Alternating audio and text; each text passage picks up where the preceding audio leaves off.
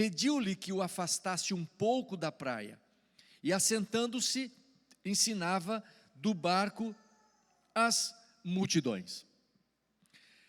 Essa primeira palavra aconteceu que, em uma das minhas leituras, eu comecei a imaginar essa situação. Eu imaginei Jesus acordando de manhã, depois de uma noite, quem sabe dando uma espreguiçada boa, não é? Não sei se você faz isso de vez em quando, mas é bom, não é? Aquela espreguiçada, você estica tudo e diz assim, oh, que maravilha poder estar vivo, poder estar acordando. E Jesus deve ter pensado assim, o que eu vou fazer hoje? Falou, bom, acho que eu vou dar uma caminhada junto ao lago. Jesus era um homem saudável, um homem que vivia os 8 remédios da natureza, os remédios de Deus. Então ele começou a caminhar ao redor do lago, e aí as pessoas, ele já estava se tornando famoso, e as pessoas perceberam quem era, e começaram a acompanhar Jesus, e de repente havia uma grande multidão. E por um acaso, ele parou num lugar onde haviam 2 barcos, e um dos barcos, por um acaso, era de Simão.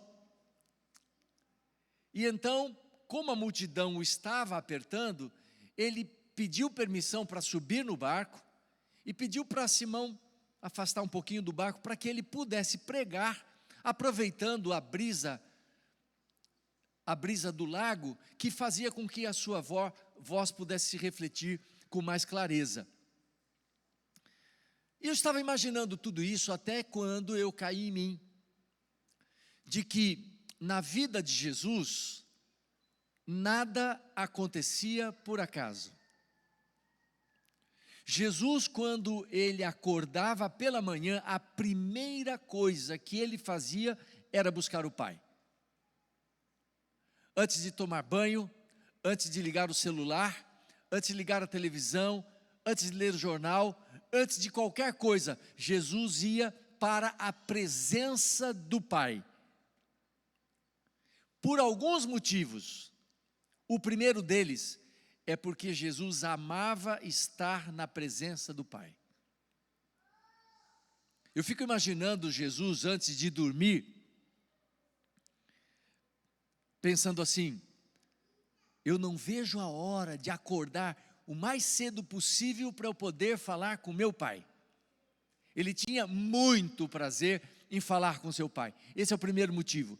E o segundo motivo é que Jesus, como homem, ele dependia do poder de Deus, da sabedoria de Deus, da orientação de Deus, da luz de Deus, para ele viver aquele dia. E é interessante que no livro Desejar Todas as Nações, Ellen White comenta que Jesus ficava tão completamente vazio de si mesmo, que quando ele ia à presença do Pai e pedia, Pai, vou ter diante de mim um dia, o que é que o Senhor quer que eu faça? Aonde o Senhor quer que eu vá? Com quem, quais são os seus planos? E diz o texto que o Pai desdobrava diante de Jesus os planos para aquele dia. E aí, a gente fica pensando sobre a vida de Jesus, não é? Você acha que a vida de Jesus foi um sucesso ou foi um fracasso? Alô? Você acha que foi um sucesso ou foi um fracasso? Por que foi um sucesso? 3 anos e meio, ele muda a história do mundo, sim? 3 anos e meio, Jesus muda a história do mundo. E a gente pergunta, como ele conseguiu isso? Como? Aí a gente pensa assim, é porque ele era Deus.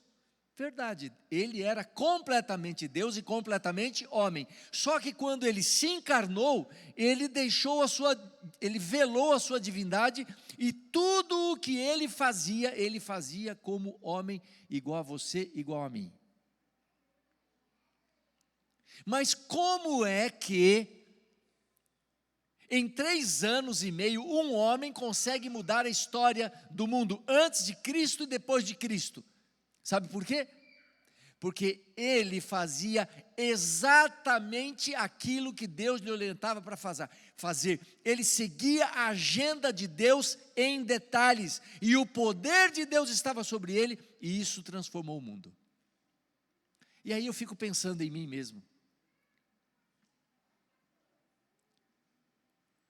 O que é que eu transformei já quase aos 65 anos de idade?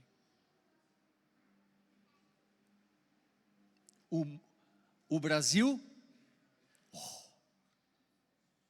o estado de São Paulo, onde eu moro, a cidade de Engenheiro Coelho, onde eu moro, de 20 mil habitantes, o bairro onde eu moro, a vizinhança onde eu estou. E eu fico pensando, né? Por que é que as coisas não acontecem como aconteciam com Jesus? É porque nós não buscamos o Pai como nós deveríamos buscar. Nós achamos que somos sábios demais, inteligentes demais, espertos demais, e nós não precisamos de Deus. E por isso que a gente não busca Deus.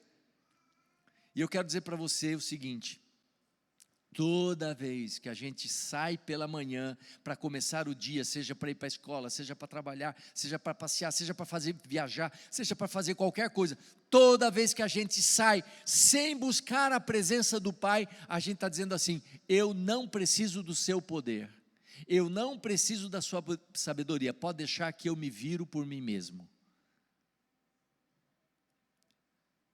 Pergunto para você, não é isso perigoso? Não é isso uma grande tragédia? E eu fico feliz, pastor, que nesse programa do Reaviva, não é? Um dos focos é a busca, é a comunhão com Deus. E eu quero dizer para você, meu irmão e minha irmã, você é um louco, você é uma louca, se você se atreve a sair pela manhã para enfrentar o dia, sem antes ter estado na presença do Pai, para receber poder, orientação e luz. Na vida de Jesus nada acontecia por acaso. E Jesus estava cumprindo uma agenda naquele dia. No verso 4, diz assim: quando acabou de falar, disse a Simão: faze-te ao largo e lançai as vossas redes para pescar. Verso 5, respondeu-lhe Simão: mestre, havendo trabalhado toda a noite, nada apanhamos. Você percebe na resposta de Pedro, que ele não estava concordando muito com a ordem de Jesus, né? Jesus diz: leva o barco mais para o fundo e lance a rede. E Pedro, que era um pescador profissional, tem algum pescador profissional aqui? Tem algum pescador que não é profissional, mas gosta muito de pescar? Ninguém? Muito interessante isso. Eu também não gosto de pescar, eu tenho dó dos peixinhos. Pedro era um pescador profissional. E quando ele diz assim: Senhor, a gente passou a noite toda pescando e nós não pegamos nada, ele está dizendo assim: o mar hoje não está para peixe. Mas ele deve ter pensado mais coisas. Ele deve ter pensado assim: bom, eu ouvi o sermão dele, sabe falar muito bem, é carismático, mas não sabe nada de pescaria. Por quê? Porque não era o momento adequado para se pescar. Era de dia, estava claro, as águas claras, o calor, o barulho da multidão, e ele deve ter pensado assim: não vai dar certo, não vai dar certo, não vai dar certo. Pergunto para você, você acha que Pedro, ele tinha razão em pensar que não ia dar certo essa ordem de Jesus de acordo com a lógica humana, sim ou não? Vocês não são muito de falar, né? Você acha que Pedro tinha razão da perspectiva da lógica humana em dizer assim, não vai dar certo, não vai dar certo, não vai dar certo, sim ou não? Tinha. O seu conhecimento, a análise que ele fazia da situação, dizia para ele, não vai dar certo. Às vezes, Deus nos fala algumas coisas que parecem que estão fora da nossa lógica. Por exemplo, Deus diz assim, meu filho, coma direito. Não coma só aquilo que você gosta. Não beba só aquilo que você gosta. Beba aquilo que lhe faz bem, chama-se água. Faça exercício físico. Durma cedo. E você conhece as orientações que a gente tem, não é? Sobre a respiração. Tome sol. E aí você olha para Deus e diz assim, não vai dar certo.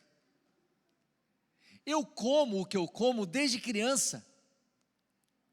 O meu pai e a minha mãe, os meus avós e bisavós, eles comiam isso. E é isso que eu gosto de comer. Não dá certo eu deixar de comer isso para comer aquilo.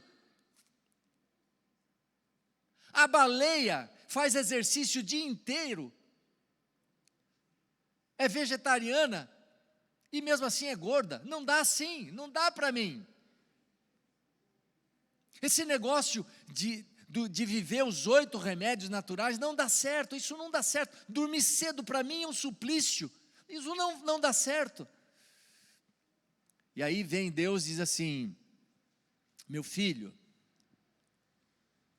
você está namorando? Estou namorando. Não tenha relações sexuais antes do casamento. Senhor, isso não vai dar certo. Como é que pode dar certo? Olha os meus hormônios. Estou preparado, estou preparada, todo mundo faz. Os apelos são fortes, isso não vai dar certo, não vai dar certo. Deus vem e diz assim, acorda mais cedo de manhã, meia hora, para você ler a palavra, você buscar a orientação do Pai, para você estar em oração. Você diz assim, cara, isso não vai dar certo, eu amo dormir de manhã. Não vai dar certo acordar antes, não vai dar certo. Eu já acordo em cima da hora, vou comendo pelo caminho, não dá certo. Isso não vai dar certo, não vai dar certo. Deus vem e diz assim, não se divorcie.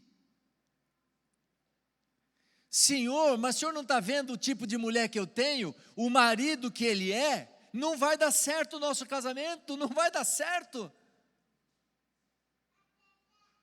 Deus vem e diz assim, não vá às aulas na sexta-feira à noite, não trabalhe no sábado, isso não vai dar certo, como é que eu vou me formar, como é que eu vou trabalhar, como é que eu vou me sustentar, isso não vai dar certo, isso não vai dar certo, isso não vai dar certo.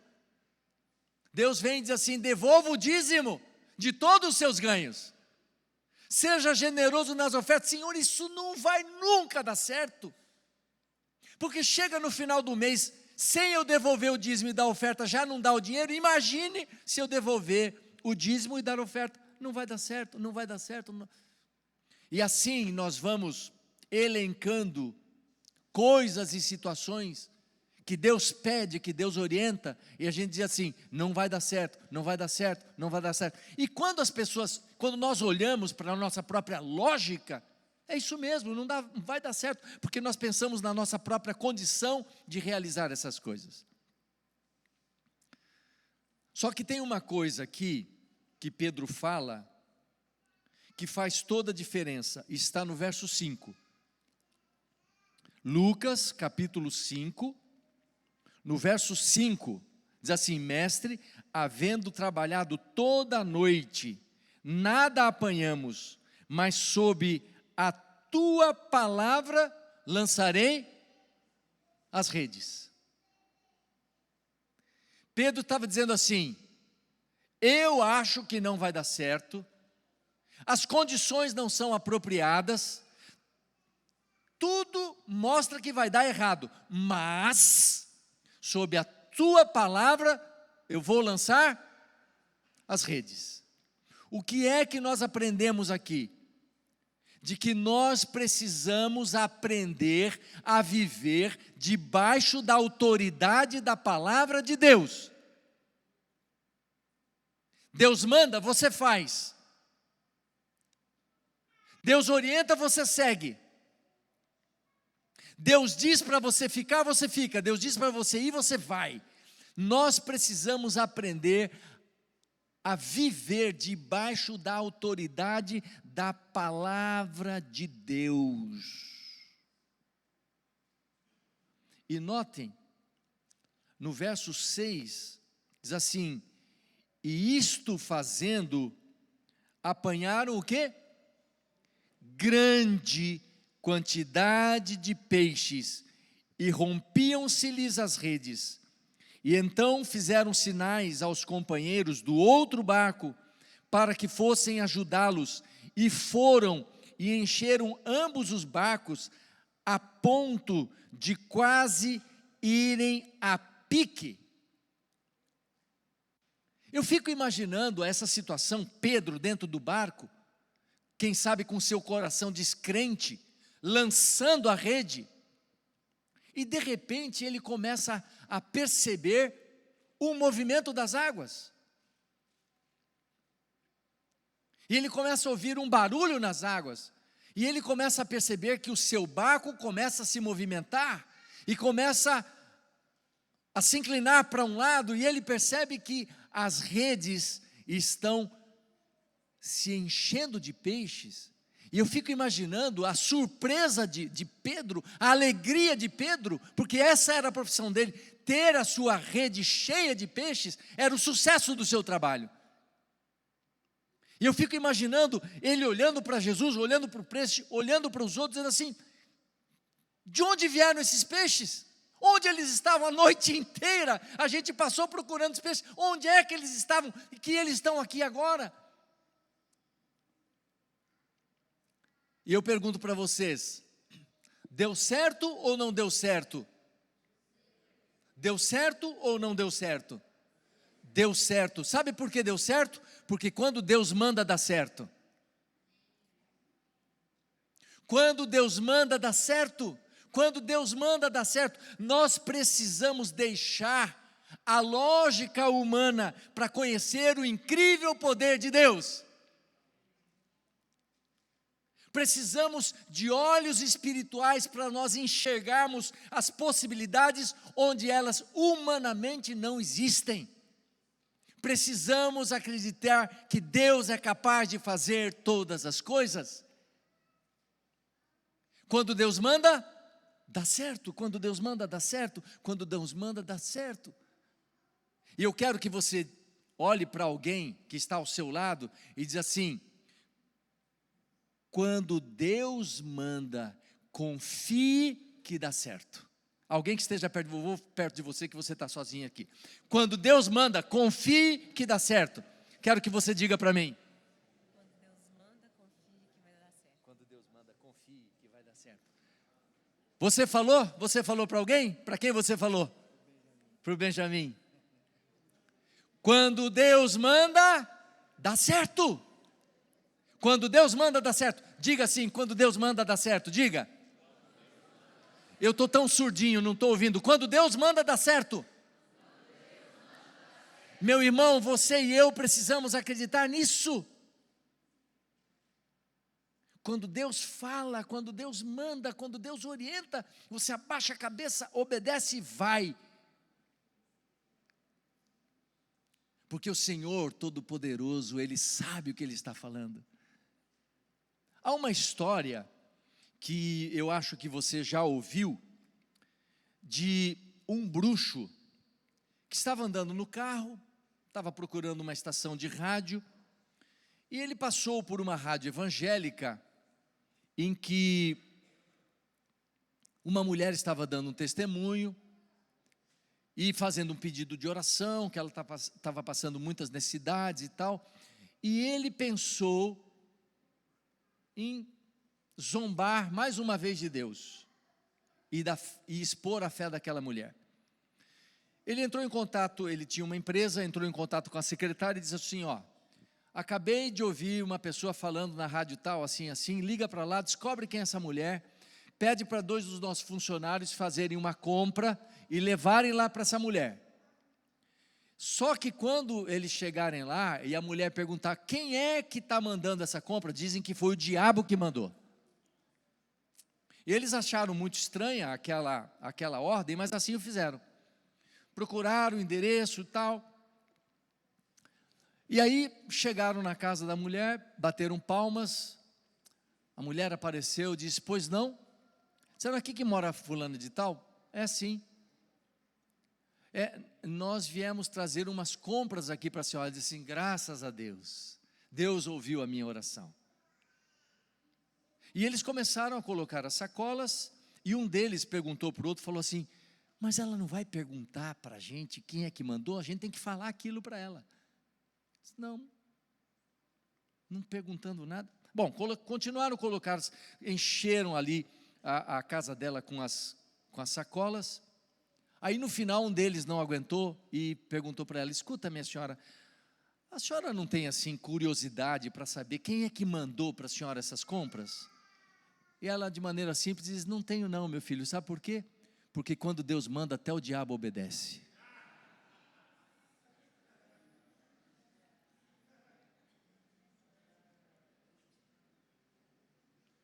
Quando Deus manda dá certo. Quando Deus manda, acredite que dê certo. Quando Deus manda, confie que Deus dá certo. Se Deus está falando para você guardar o sábado e não ir para a escola ou não trabalhar, é porque Ele já fez previsão para a bênção chegar até você. Se Ele está dizendo para você devolver o dízimo e ser generoso nas ofertas, Ele está dizendo que Ele vai colocar os recursos na sua mão para que você seja fiel, porque se você não recebe nada, 10% de nada, quanto é? É nada. E se Ele diz, devolva o dízimo, é porque Ele vai providenciar o que você precisa. Se Ele diz para você, olha, não tenha relacionamento sexual fora do casamento, é porque Ele está preparando algo melhor para o seu futuro, mais confiança para o seu relacionamento. Se Deus está dizendo para você não se divorciar, não se divorcie, pague o preço de aprender a submissão, a entrega, a paciência, a tolerância, a bondade, ao amor. Deus está querendo fazer a gente crescer. Se Deus está falando para você ter um novo estilo de vida, é porque Ele sabe que você precisa disso. Que você precisa crescer como pessoa, você precisa preparar o seu corpo para se comunicar com Ele. Se Deus diz para você acordar meia hora mais cedo, é porque Ele está dizendo, meu filho, eu quero dirigir e guiar a sua vida.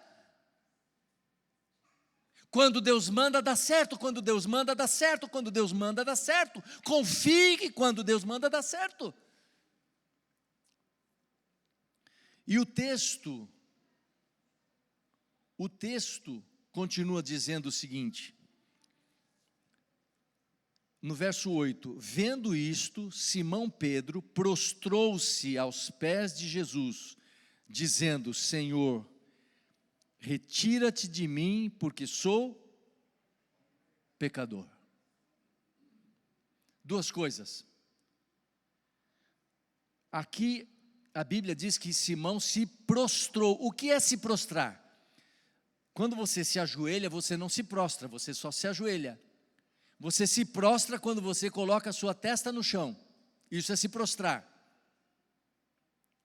E Pedro estava num barco cheio de peixes.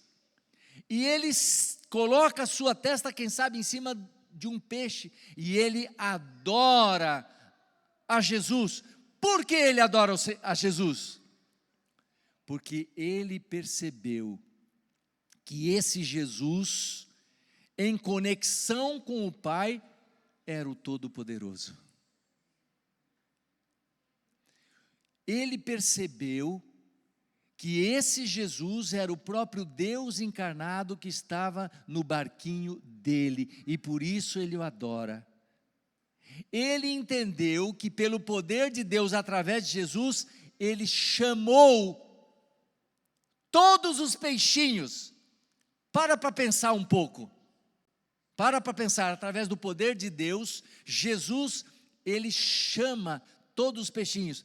Vocês, peixinhos, aonde vocês estão, podem tratar de vir aqui agora e entrar nessa rede. Você já parou para pensar que poder é esse? Você já parou para pensar qual é o tamanho de Deus que manda a gente fazer as coisas? E Pedro, ele se dá conta da grandeza de Deus, de quem está no barco dele, e ele se prostra e adora o Senhor. E eu quero dizer para você, meu irmão e minha irmã, o Senhor Jesus também está no barquinho da sua vida. Mas sabe qual é a nossa grande tragédia? É a gente viver tão distraído, tão despreocupado, tão desconectado, que a gente não percebe a presença de Deus no barquinho da nossa vida. Não é triste isso? Você ter o Deus Todo-Poderoso perto de você, à sua disposição, e você viver, quem sabe, muitas vezes indiferente a essa presença. Isso não é uma grande tragédia? Pedro reconhece quem era Jesus, e ele o adora. E aí ele diz assim: afasta-te de mim, porque eu sou um... Que pecado que ele cometeu? Da incredulidade? Pode ser. Mas tem um outro pecado, que eu imagino pelo qual ele pede para Jesus se afastar dele, porque ele é um pecador. Pecado é você querer fazer as coisas do seu jeito. Pecado é você querer viver a vida do seu jeito e não do jeito de Deus. Isso que é pecado. Na cabeça dele, não era hora de pescar e não deveriam pescar. E agora ele entende que não é do jeito dele, mas do jeito de Deus. Pecado é você viver a vida alheio às orientações de Deus, fazendo o que você quer, decidindo o que você quer na hora que você quer. E nós às vezes nos enchemos o peito e dizendo assim: ó, quem dirige a minha vida sou eu, quem toma as decisões aqui em casa sou eu, quem vai ou deixa de ir sou eu, quem decide se vai ou não vai sou eu. Ah, é? E para onde as suas decisões estão levando você? Precisamos entender que toda vez que nós deixamos de lado a orientação de Deus e seguimos a nossa própria propensão, nós estamos em pecado, porque nós estamos longe dele. O verso 9 diz assim: pois à vista da pesca que fizeram, a admiração se apoderou dele e de todos os seus companheiros, bem como de Tiago e João, filhos de Zebedeu, que eram seus sócios. Disse Jesus a Simão: não temas, doravante serás pescador de homens. E arrastando ele os barcos sobre a praia, deixando tudo, o seguiram. Eram sócios, tinha uma empresa de pesca. E Jesus diz assim: estava na agenda de Deus, na agenda do Pai, chamar vocês para o ministério. Vocês vão deixar de lidar com os peixes para lidar com as pessoas. A vida de vocês vai mudar. E aí a gente fica pensando: o que será que passou na cabeça deles? O que será que passou na cabeça deles? O que significa isso de ser pescador de homens? O que significa isso de lidar com pessoas, não deixar? Não sei direito, mas por aquilo que a gente viu aqui, eu acho que vai ser uma coisa boa.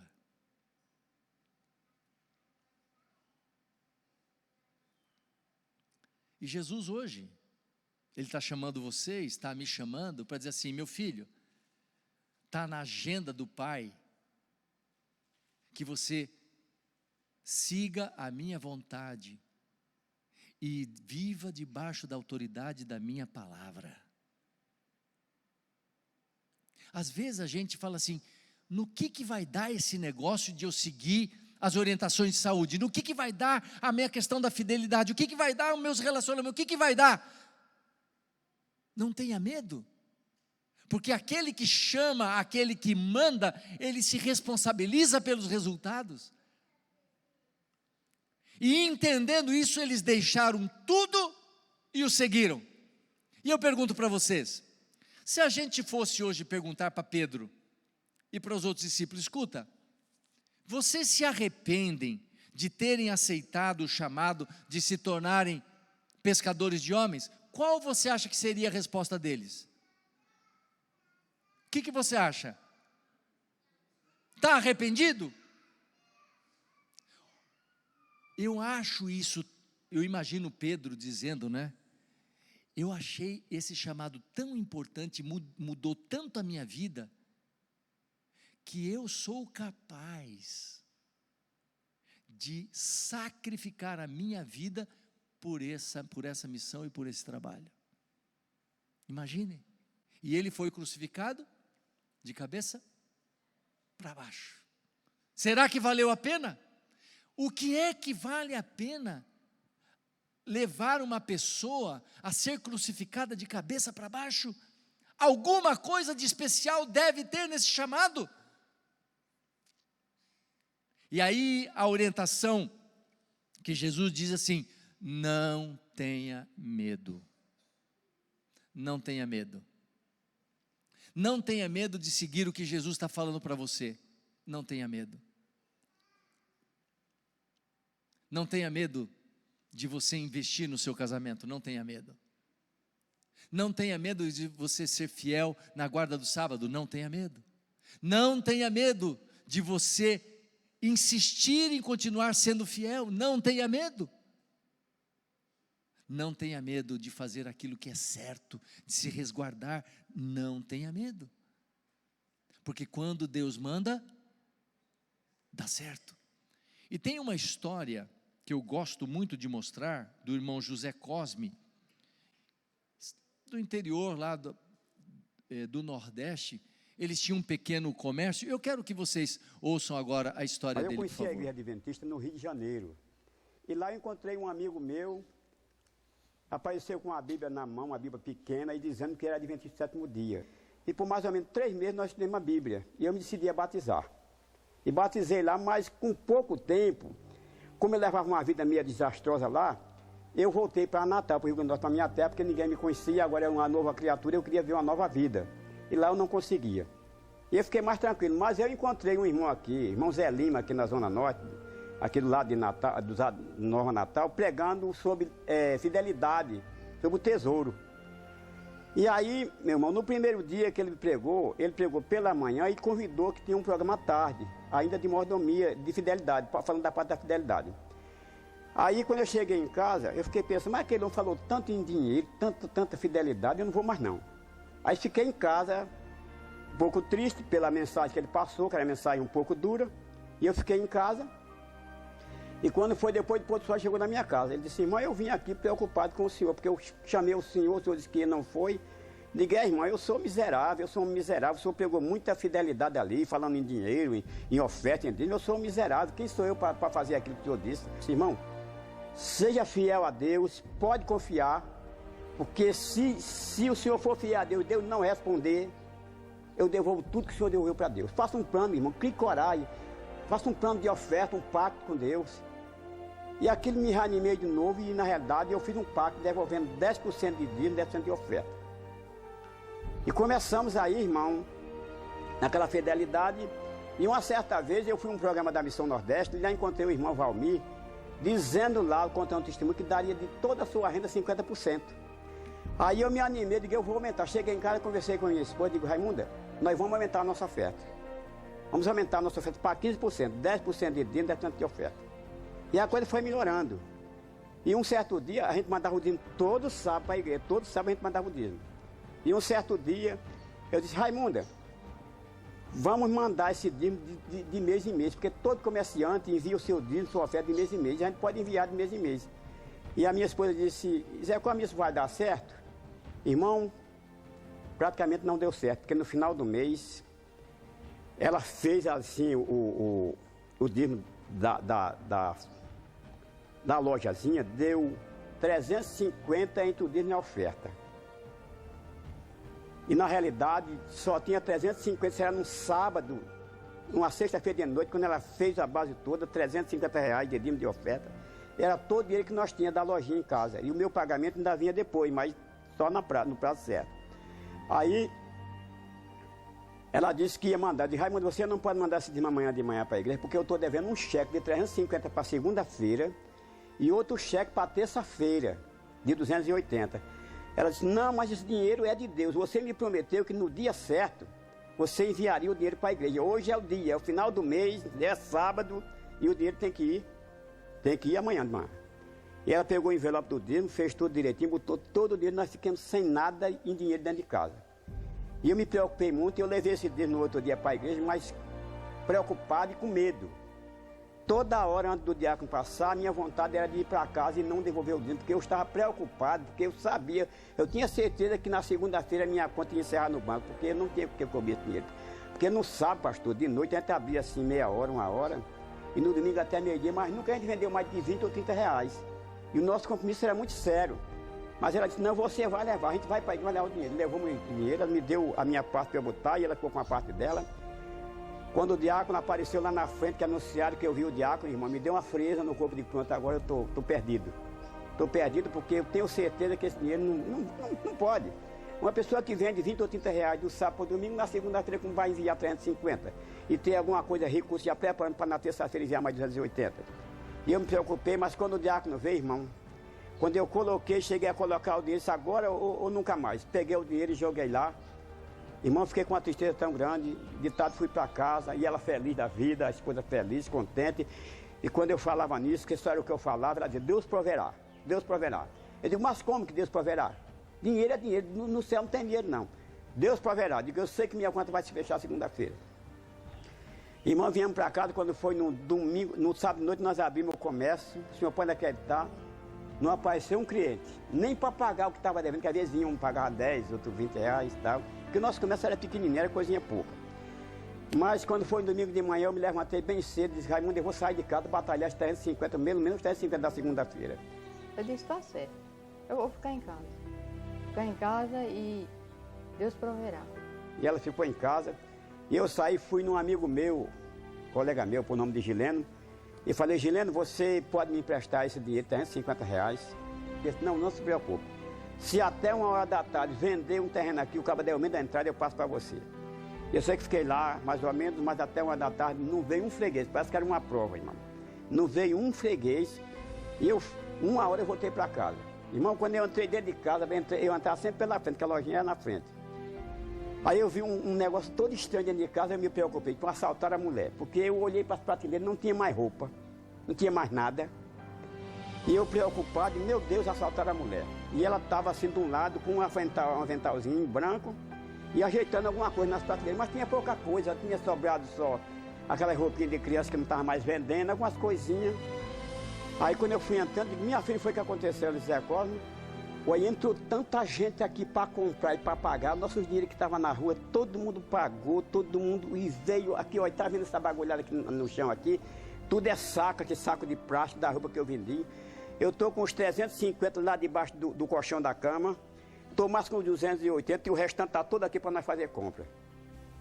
E eu sei que a lojinha era pequenininha, era um comercinho pequeno. Mas eu nunca vi uma coisa tão abençoada como foi naquele dia. Aí, pastor, eu entrei para dentro, quando eu levantei o colchão da cama, porque eu vi os 350 de um lado, 280 do outro. Aí comecei a chorar e dar tapa na minha cabeça assim, batendo na minha cabeça assim, dando tapa e dizendo, eu sou um miserável, sou um bandido. Deus tem feito tanto milagre na nossa vida, a gente tem sido tão feliz, e eu desconfiar de Deus mais uma vez. Hoje, quando eu sinto alguma fraqueza em mim assim, eu me lembro daquilo ali, mas eu não posso desconfiar de Deus. E eu quero deixar um conselho para o povo, para os meus irmãos, pode confiar, porque Deus responde. Graças a Deus, Deus proveu tudo quanto a gente precisava.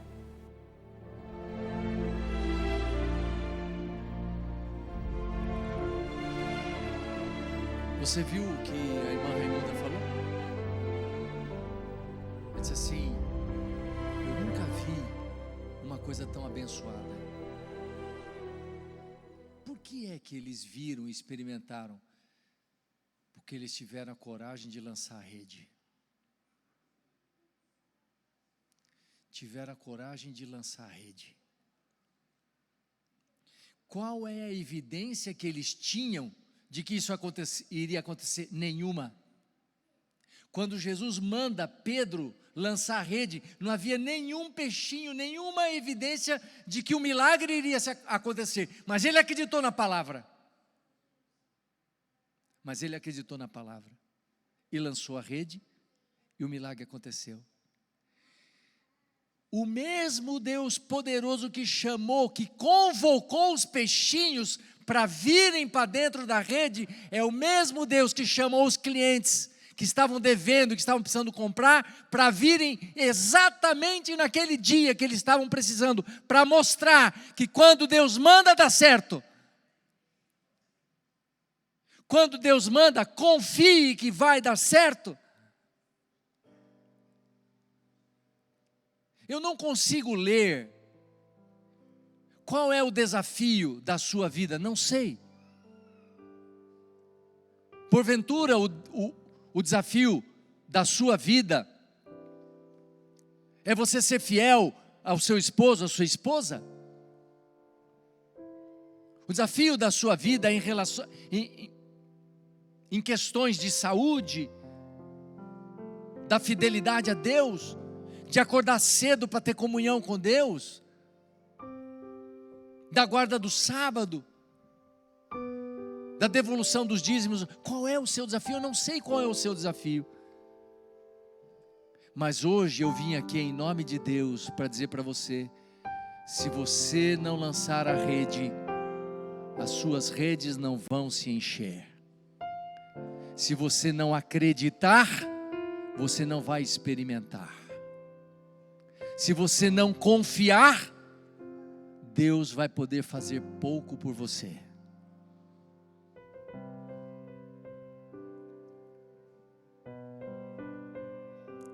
Deus não trabalha com os acasos. Deus tinha uma agenda para que hoje eu pudesse estar aqui e você estar aqui, e você nos assistindo pela internet.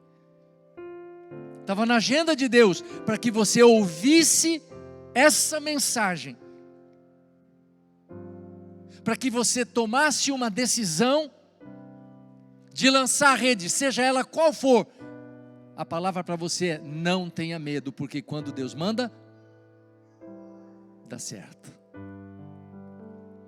E eu vou cantar uma música agora. Essa música vocês conhecem, Tu És Meu Deus. Eu gostaria que enquanto eu estivesse cantando, você pudesse cantar junto comigo, pensando que você tem um Deus grande, poderoso, amoroso, que quer ajudar você a ter uma vida significativa, a ter uma vida poderosa, a ter uma vida plena. Cante comigo: Tu és meu Deus. Eu não estou conseguindo voltar. Isso. Aí eu conheci a igreja.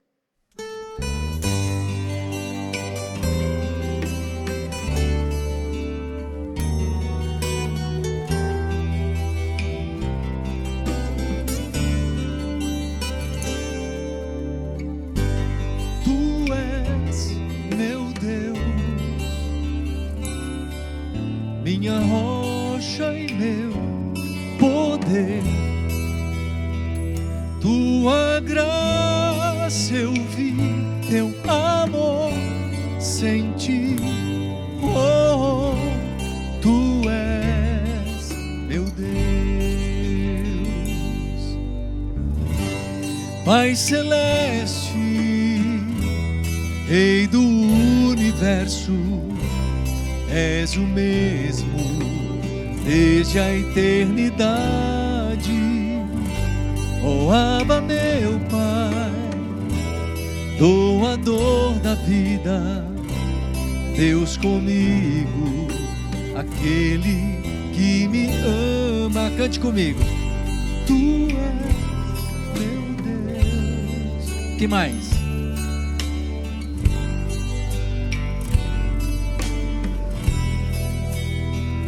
Tua graça eu vi, teu amor senti.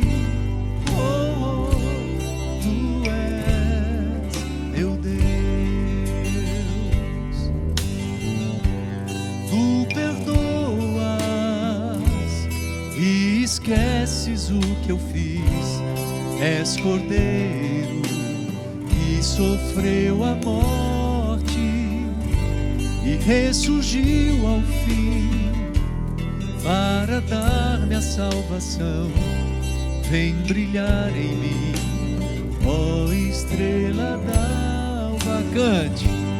Tu és meu Deus, minha rocha e meu poder. Tua graça eu vi, teu amor senti. Oh, tu és meu Deus. Tua graça eu vi, teu amor senti.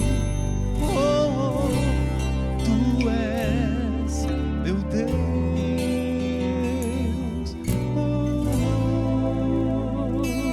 Tu és meu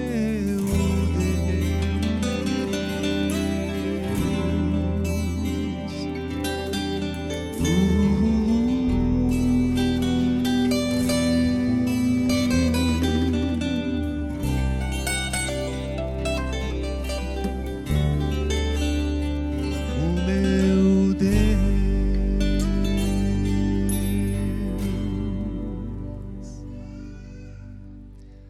Preciso perguntar uma coisa para você. Eu imagino que o Espírito Santo de Deus esteve e está falando com você, assim como está falando comigo.